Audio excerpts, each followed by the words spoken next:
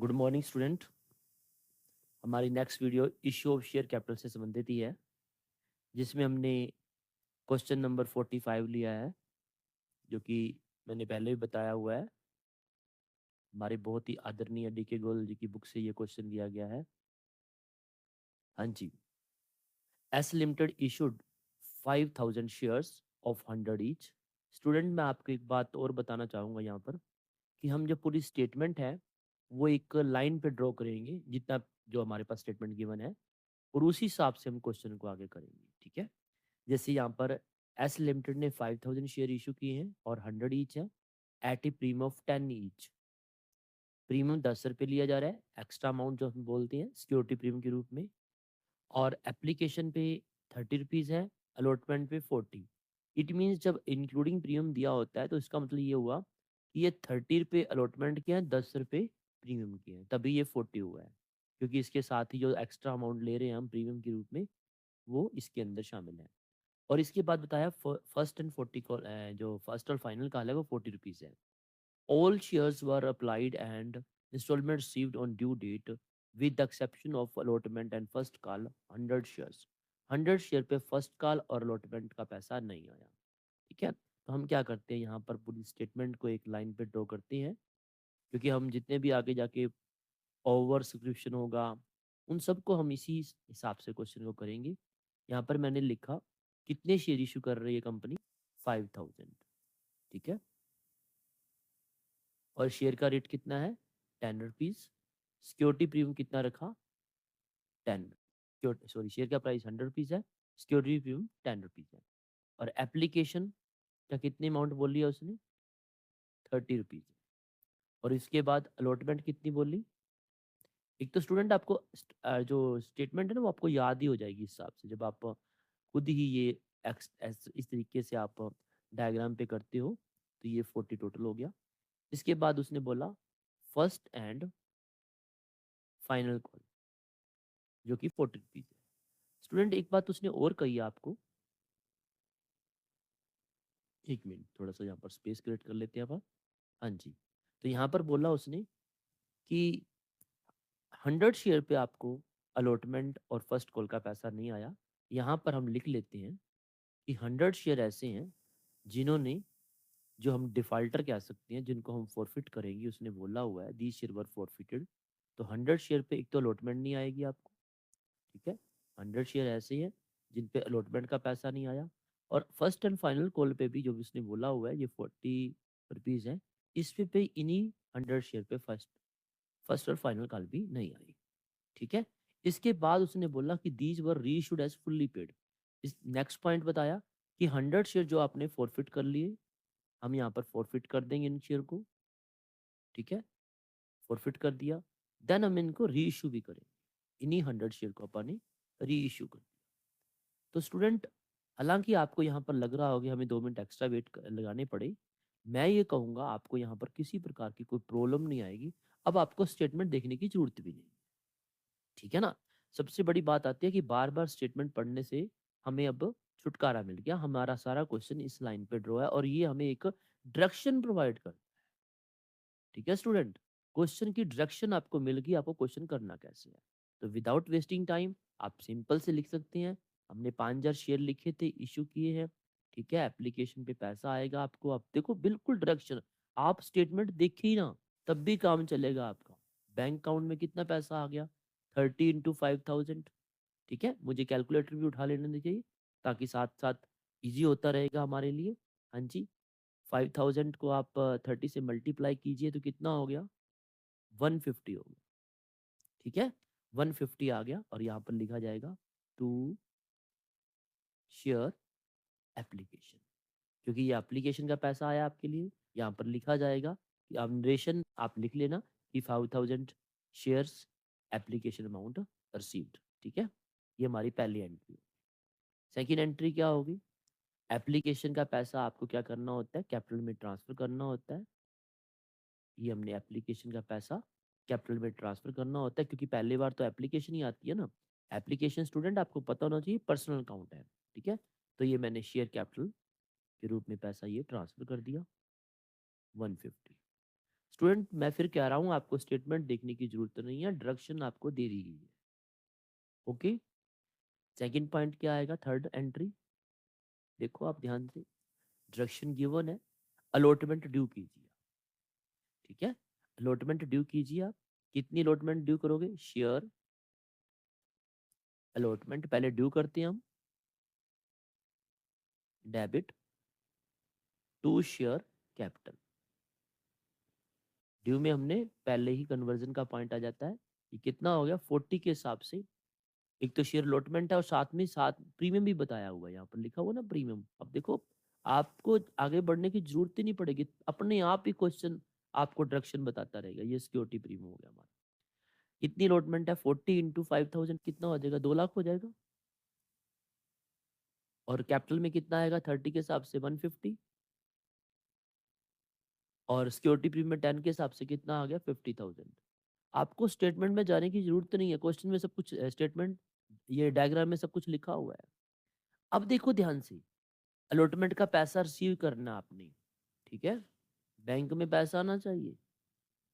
बस आप डायग्राम को जरूर देखते रहना।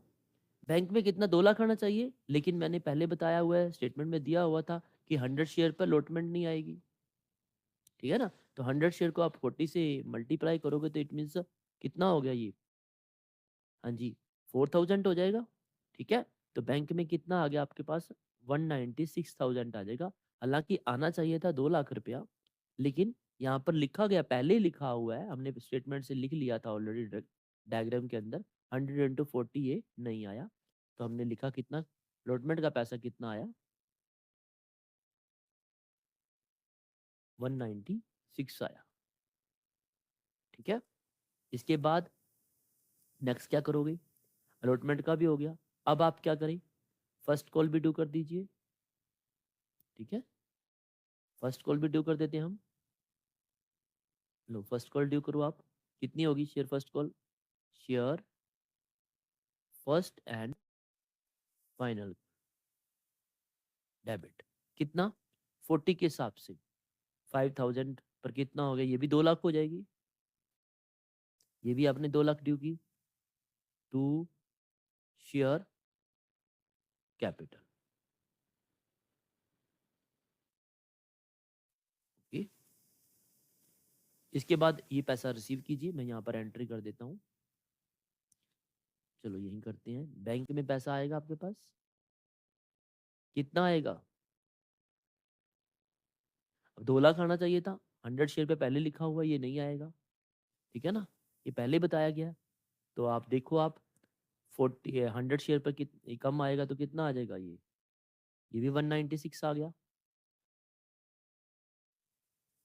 ठीक है, अब यहाँ पर कॉल सिनेरियो लिखने की जरूरत नहीं है, हम शेयर फर्स्ट कॉल ही लिख रहे हैं, share first and final call लिख देते हैं, क्योंकि हमें पता है ये पैसा नहीं आ रहा।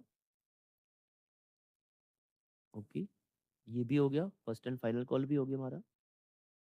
हाँ जी, इसके बाद उसने बोला फॉरफिट, हमने लिखा हुआ है, हमारे लिए प्रॉब्लम ही नहीं है। ठीक है ना, अब यहाँ पर हम इसको फॉरफिट करते हैं, 100 शेयर को फॉरफिट करना आपने। हम क्या करेंगे, एंट्री जब फॉरफिट करते हैं तो शेयर कैपिटल डेबिट होती है, कल भी आपको बताया था मैंने, शेयर कैपिटल डेबिट हो जाएगी। और क्या करें, क्या इससे प्राप्त हमें मिला है, इसने सिर्फ एप्लीकेशन दी है, अलॉटमेंट भी नहीं दी और फर्स्ट एंड फाइनल कॉल भी नहीं दी। तो जो दिया है उसको आप फॉरफिट में डाल देंगे, शेयर फॉर फ्यूचर। पहले तो ये देखो 100 शेयर पे सारा का सारा पैसा मांग लिया हमने। ठीक है, एक स्टूडेंट और ध्यान देना कि यहाँ पर हमने उससे प्रीमियम भी मांगा था, लेकिन ये मैं थोड़ा सा इसको काट रहा हूँ यहाँ पर, क्योंकि उसने प्रीमियम का पैसा भी नहीं दिया। तो हम ये यहाँ पर दोबारा से एंट्री करते हैं, यहाँ पर शेयर कैपिटल डेबिट हो गया, और सिक्योरिटी प्रीमियम भी नहीं आई। जब सिक्योरिटी प्रीमियम नहीं दिया जाता तो उसके ऊपर डेबिट कर देते हैं, क्योंकि वो भी नहीं दिया ना उसने, अलॉटमेंट का पैसा आया ही नहीं। तो 10 रुपये के हिसाब से, पहले तो ये देखो 100 के हिसाब से आपने कितना मांगा, 100 का 100 मांगा हुआ है, तो कितना होगा 10,000 हो गया। और जो सिक्योरिटी प्रीमियम नहीं दिया, 10 को आप 10 से मल्टीप्लाई करो, वो भी कैंसिल हो जाएगा यहाँ पर। ठीक है ना, वो दिया ही नहीं उसने जब। अब आपको मिला क्या है, जो मिला है शेयर फॉर फ्यूचर में डाल दो आप। कितना हुआ शेयर फॉर फ्यूचर में, क्योंकि उसने 30 रुपये दिए जस्ट आपको, तो 30 रुपये के हिसाब से 100 रुपये कितना हो गया, 3000 रुपया हो गया। और बाकी आप एज इट लिख दीजिए, शेयर अलॉटमेंट नहीं दी थी उसने, share first and final call. ठीक है, देखो स्टूडेंट आप ध्यान से देखना, यहाँ पर 40 रुपीज़ है, अलॉटमेंट नहीं दी थी, तो आप कितना करोगे, 4000 हो गया। और फर्स्ट एंड फाइनल कॉल भी 4000 था। स्टूडेंट एक बात नोट करना, हमने जैसे जब ड्यू किया था 2 लाख का, हम 196 से हमने से क्रेडिट कर दिया था, 4000 ये क्रेडिट हो गया। मैंने आपको बहुत बार बताया हुआ है कि जो चीज़ डेबिट जितने से हुई उतने से क्रेडिट तो एक दिन उसे होना ही है। ठीक है ना, एक दिन तो उसको होना ही पड़ेगा क्रेडिट जो डेबिट हुआ है। ऐसे ही आप फर्स्ट एंड फाइनल कॉल देख सकते हो, मैंने 2 लाख से डेबिट किया था, 196 से क्रेडिट कर दिया, आज ये 4000 से दोबारा से क्रेडिट हो गया, तो 2 लाख कवर हो गया ना हमारा। तो ये हमारा फोर फीचर के केस में ये पॉइंट हमारा बन गया, हमने 100 शेयर फॉरफिट कर लिए थे। अब यहाँ तक क्वेश्चन हमने कवर कर लिया। अब रही बात री इशू, अब आप री इशू कीजिए। 100 शेयर आपने री इशू करने हैं, तो 100 शेयर री इशू करोगे, कितने पे किए हैं, 105 रुपये के किए हैं उसने, तो ये भी आप लिख दीजिए। बैंक अकाउंट डेबिट हो गया, बैंक में कितना पैसा आएगा, 105 रुपये के हिसाब से कितना हो गया, ये देखिए आप, 10,500 रुपया हो गया।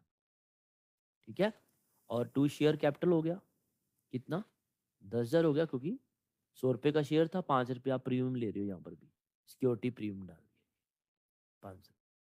और स्टूडेंट एक बात नोट करना, जितने शेयर आपने फॉरफिट किए थे उतने ही शेयर आपने री इशू भी कर दिए। इट मीन्स फॉरफीचर का जो पैसा था सारा का सारा कैपिटल रिजर्व में डाल सकते हैं आप, क्योंकि री इशू समय हमने प्रीमियम लिया है, कोई डिस्काउंट नहीं दिया।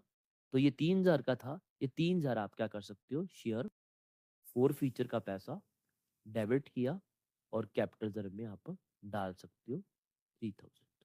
तो स्टूडेंट ये था हमारा क्वेश्चन, 45th क्वेश्चन। उम्मीद करता हूँ आपको अच्छी तरह समझ आया होगा और आपने देखा कि किस प्रकार से डायग्राम से हम अपने क्वेश्चन को डायरेक्शन प्रोवाइड करते हैं और हमें बार बार स्टेटमेंट देखने की जरूरत नहीं पड़ती, सिर्फ 2 मिनट आपको डायग्राम पे लगाने हैं। स्टूडेंट ये मैंने मेरा अपनी एक ऑब्जर्वेशन है, इस ढंग से आपको कहीं भी question with the help of diagram, with the help of diagram जो हमें डायरेक्शन प्रोवाइड करती है, कहीं भी नहीं करवाया। इसलिए मैंने इसी चीज़ को अपनी ऑब्जर्वेशन के हिसाब से आपको बताया गया है, क्योंकि ये डायग्राम आपको डायरेक्शन भी प्रोवाइड करता है, क्योंकि पिक्चर इटसेल्फ स्पीक आपने हमेशा देखा है। ठीक है स्टूडेंट, थैंक यू आज के लिए।